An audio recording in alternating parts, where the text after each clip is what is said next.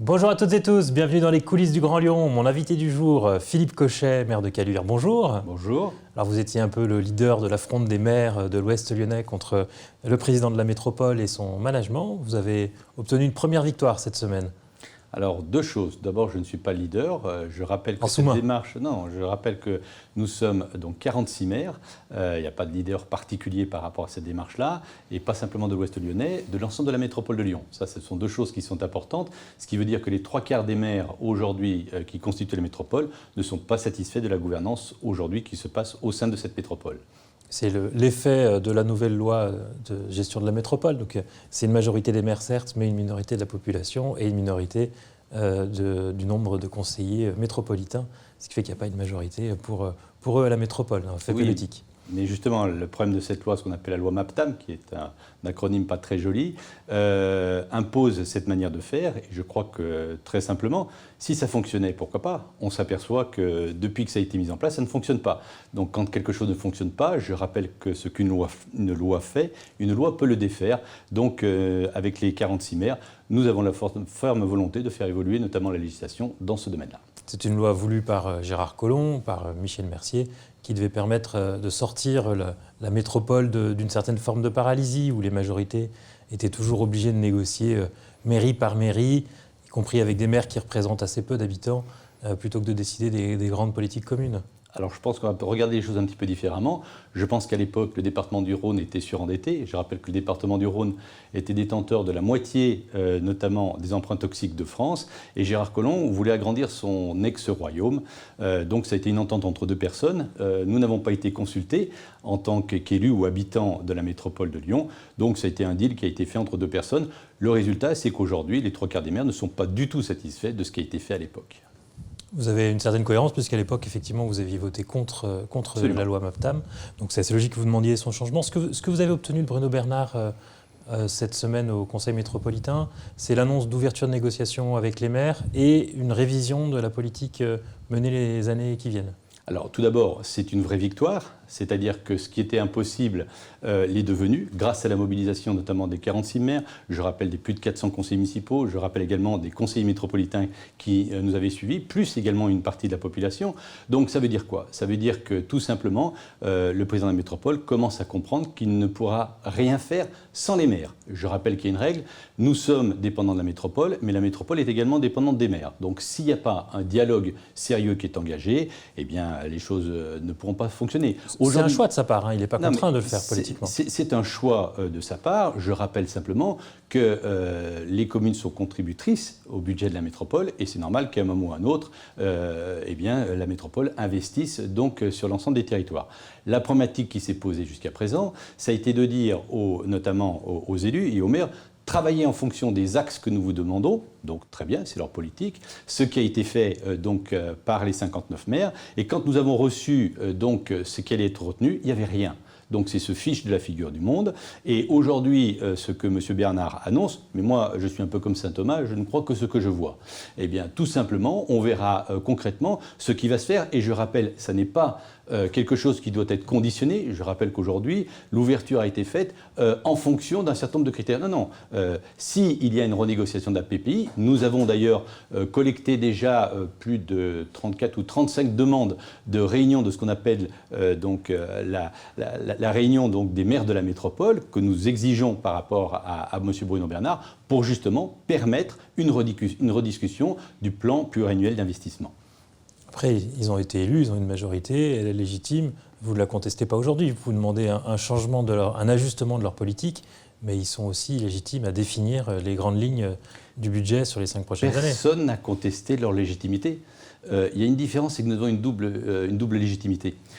Nous avons été élus, bien sûr, à la métropole, et nous avons été élus également en tant que maire. C'est un peu une double légitimité. Un certain nombre de maires, aujourd'hui, sont exclus de la métropole suite à la loi qui avait été votée en son temps.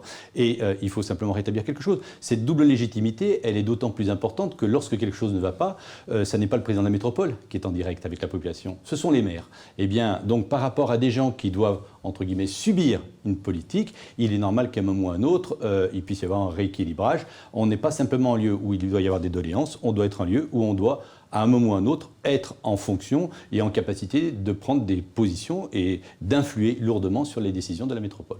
Ce qui était reproché à l'ancien fonctionnement, c'est que comme il n'y avait pas de majorité claire à la métropole, il fallait négocier, mairie par mairie, plutôt la rénovation d'un rond-point ou d'une mairie, plutôt que des projets structurants, notamment de transport en commun sur l'Ouest lyonnais, et qui ne se sont pas faits ces 30 dernières années. Alors ça, c'est une vision des choses. Je pense que simplement, il y avait déjà... C'est celle de Gérard Collomb que je Non, mais bien sûr. répète. Mais je pense que tout simplement, antérieurement, il y avait des politiques à l'échelle de la métropole. C'était pas le sujet. La volonté était simplement, à l'époque de ceux qui ont lancé cette loi, c'est en fait d'avoir la mainmise sur l'ensemble des territoires. Je pense que simplement, c'est totalement à rebrousse-poil aujourd'hui de ce que veulent les gens. Les gens, ils veulent être au plus près des décideurs. Et plus vous les éloignez, plus il y a une rupture entre la population et les décideurs. C'est en train de se passer. Regardez aujourd'hui la thrombose qui existe dans l'agglomération lyonnaise. Elle est voulue par les Verts. Vers qui les personnes se retournent? Vers les maires. Ils ne se retournent pas aujourd'hui vers les responsables de la métropole. Donc, quand il y a un certain nombre de décisions qui affectent le quotidien des habitants, il est normal qu'à un moment ou à un autre, on dise « Attendez, stop, ça ne peut pas fonctionner comme ça. On ne peut pas subir des décisions que vous nous imposez. » Ça n'est pas possible.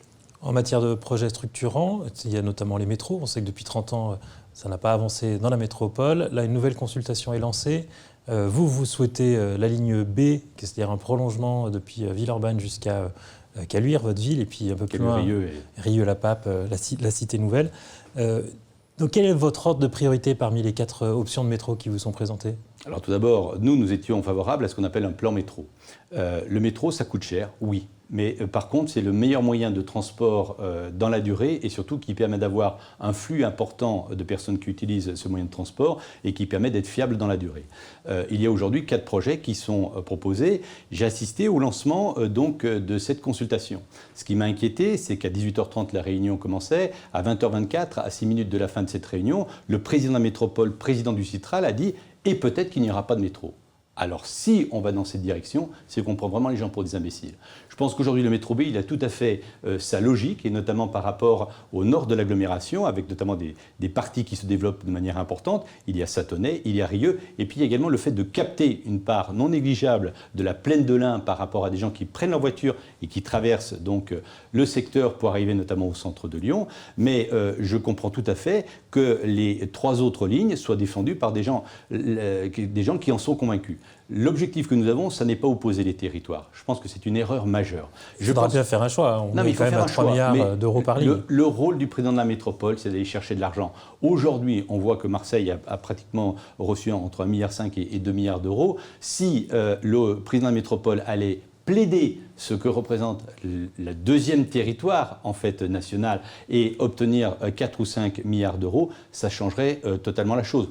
D'autant plus que depuis quelques jours, le président de la République ne peut pas sortir quelque part sans annoncer 1 milliard par-ci, 1 milliard par-là. Donc je pense que ce serait bien qu'on en attrape 4 ou 5 pour justement permettre la mise en place d'un plan métro à l'échelle de la métropole.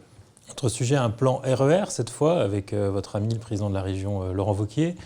Ça semble assez mal engagé les discussions entre la métropole et la région sur ce sujet, et notamment Laurent Wauquiez qui qualifie Bruno Bernard de dictateur, ou Philippe Meunier hier dans cette émission qui disait qu'il combattait les écologistes, c'est Khmer vert. Mais il y a une chose qui est certaine, c'est que pour travailler ensemble, il faut être 2. Et je pense que le président de la région, et Philippe Meunier avait raison, quand on voit la manière de fonctionner des Verts aujourd'hui, c'est d'imposer leur point de vue. Ce n'est pas comme ça un dialogue.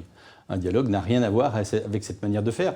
J'inviterais d'ailleurs peut-être plutôt les Verts à venir suivre ce qu'on lance, les entretiens de Caluire et Cuire Jean Moulin, où l'on va peut-être leur faire découvrir ce qu'est le dialogue et le fait d'échanger avec des gens qui ne pensent pas la même chose, mais qui ont une certaine vision en particulier de ce qu'est la démocratie. Je pense que ça leur ferait du bien. Une semaine de débat, dont vous faites la publicité au passage à Caluire, les entretiens Jean Moulin, où vous aurez notamment Michel Onfray, Céline Pina cette semaine. Autre sujet, une bonne partie des maires qui sont dans l'opposition quand même à la métropole font partie de votre circonscription législative. On se souvient que vous aviez perdu la dernière fois face à Blandine Brocard. Excusez-moi. Vous avez du mal à noter son nom, mais c'est un petit peu le cas de l'ensemble des députés LREM et MoDem qui n'ont pas, pour le moins qu'on puisse dire, marqué les annales depuis qu'ils ont été élus. Bon, je m'excuse d'avoir tendu cette perche-là, mais en tout cas, elle vous avait battu aux dernières législatives. Est-ce que vous allez prendre votre revanche la prochaine fois ? Je pense que ce n'est pas du tout dans cette approche-là où les choses doivent se faire. Tout d'abord, il y a une élection présidentielle. Elle est très importante et c'est elle qui va déterminer un certain nombre de choses. Par contre, il y a une chose qui est réelle. Je pense que le Parlement a été très fragilisé durant le quinquennat de M. Macron, ce qui pose un vrai problème, notamment de démocratie. Après, il y a une chose qui est certaine. Il y aura 14 candidats, les Républicains, dans les 14 circonscriptions du Rhône et de la métropole. Mais vous ne direz pas si vous irez cette fois-ci Ça n'est pas le sujet du moment. Il y a une chose qui est certaine, c'est que nous aurons 14 candidats dans les 14 circonscriptions. Et pour la présidentielle, vous avez fait un choix ?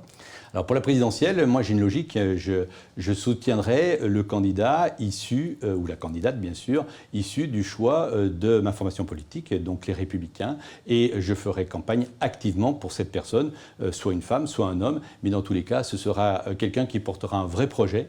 La formation politique a bien travaillé depuis un certain nombre d'années. Mais vous ne voulez pas vous mouiller dans le choix de ce candidat ? Ça n'est pas une question de se mouiller ou pas. Je pense que simplement, aujourd'hui, la situation de la France est tellement grave. Je pense que la seule alternative crédible qui puisse exister, c'est la nôtre. Donc, je ferai tout mon possible pour faire en sorte que notre candidate ou notre candidat devienne présidente ou président de la République. Est-ce que vous pourriez avoir un candidat qui n'appartient pas à les Républicains ? Comme Xavier Bertrand ou à l'opposé Éric Zemmour ? Il y a des règles qui sont établies maintenant, je respecterai ces règles et je soutiendrai celui ou celle qui sera en capacité notamment de battre M. Macron. Ce sont 5 ans qui ont fracturé notre société. Y compris si c'est Éric Zemmour ? Non, mais je pense je ne fais pas de politique fiction. Philippe Cochet, je vous remercie. On a eu les réponses, on n'en les a pas toutes eues aujourd'hui. Et moi, je vous dis à demain pour une nouvelle émission des coulisses du Grand Lyon.